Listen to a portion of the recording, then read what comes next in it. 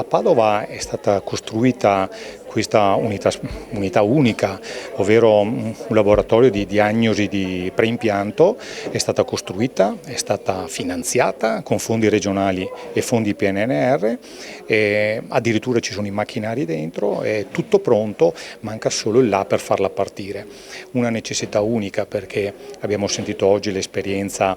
di una rappresentante delle associazioni, quanto è difficile sapere che un figlio è destinato a una vita difficile, addirittura a un fine vita anticipato per una malattia rara, che in caso di diagnosi preimpianto potrebbe essere riscontrata prima e quindi potrebbe dare una soluzione a una famiglia, sapendo che nella geneticità della propria famiglia c'è questo problema. Ecco, oggi i laboratori di diagnosi preimpianto sono quasi esclusivamente privati, il costo è di 10.000 euro per un'analisi, le famiglie normali non se lo possono permettere. Il fatto che ci sia una struttura all'avanguardia a Padova, pubblica e che possa essere messa al servizio delle famiglie è una necessità per la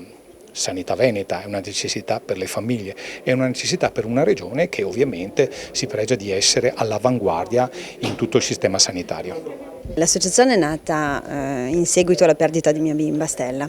una bambina che era affetta di rene policistico, una malattia genetica rara, e dopo di lei abbiamo scoperto anche noi entrambi con il papà di essere tutti e due portatori della malattia. E quando è arrivato il momento di decidere se volere un altro figlio ci siamo confrontati al problema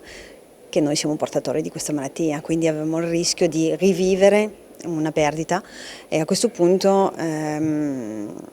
ci siamo informati, abbiamo parlato con genetisti che ci hanno detto che si poteva fare una gravidanza ma con un esame prenatale particolare che purtroppo in Italia non è ancora preso in carico dal Servizio Sanitario Pubblico. Da lì è partita una battaglia contro la Regione Piemonte, perché noi siamo originari del Piemonte,